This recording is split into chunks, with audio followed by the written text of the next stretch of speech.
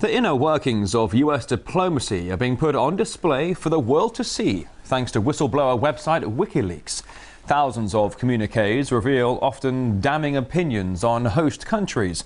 Among them, suggestions the State Department knew that Georgia was planning an attack on South Ossetia and the use of mocking nicknames for the Russian leadership.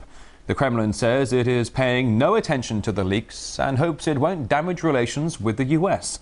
Nazarti's Alexei Yaroshevsky reports most of the revelations were actually some of the worst kept secrets in global diplomacy.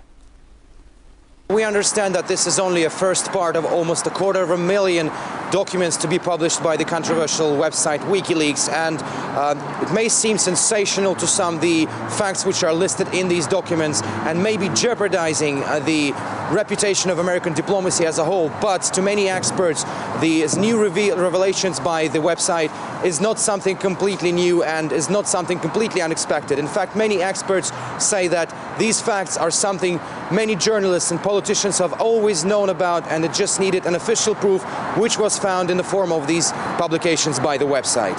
We know pretty much most of what the United States thinks about leaders and about events and processes.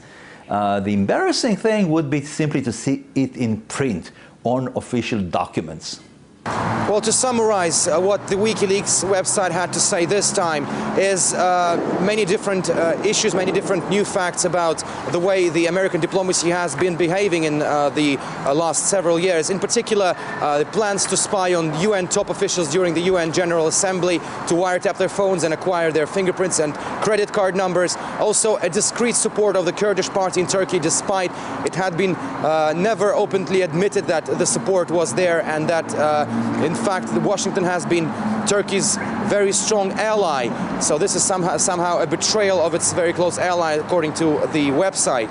And also very interesting facts, instructions revealed by the WikiLeaks, instructions to the Western European diplomats on how and when to leave the UN General Assembly hall during the Iranian president's speech. So all these collections seem to be pretty interesting, but the one question which is really interesting to many experts right now is the timing of these publications. Obviously, all these facts listed by the website relate to the George W. Bush era, to 2008 and earlier than that, and many experts are trying to find out as to why it was published now with Obama administration in office. And many see a clear connection here, believing that this is an attempt to pin the sins and wrongdoings of the Bush era onto the current administration.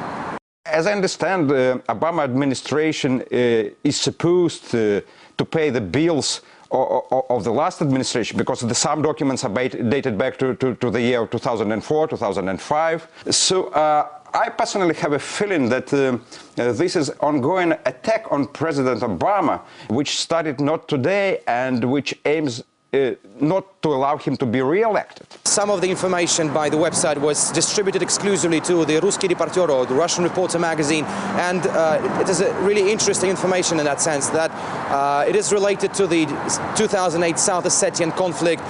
The website reported that the U.S. ambassador at the time, John Theft, who is now the U.S. ambassador to Ukraine, knew some 24 hours before Georgian bombs started falling on the South Ossetian capital that the Georgian military complexes were heading towards the South Ossetian border. And several days later, he discreetly contacted Washington, asking to initiate an information campaign to protect President Saakashvili's name, as if the whole world wasn't expecting that Saakashvili started this war.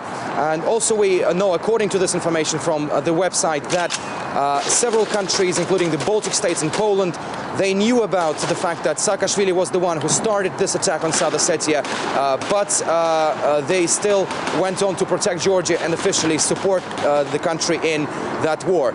Also, another interesting information published by the website is that the some American diplomats have been using rather abusive descriptions of world leaders, including the Russian president and Russian prime minister. They were deliberating as to who is actually running things in Russia, suggesting that it was Vladimir Putin who is truly in charge, despite that he is the prime minister, not the president. Well, these speculations are not something completely new. Basically, one could read about it in any Western newspaper or magazine.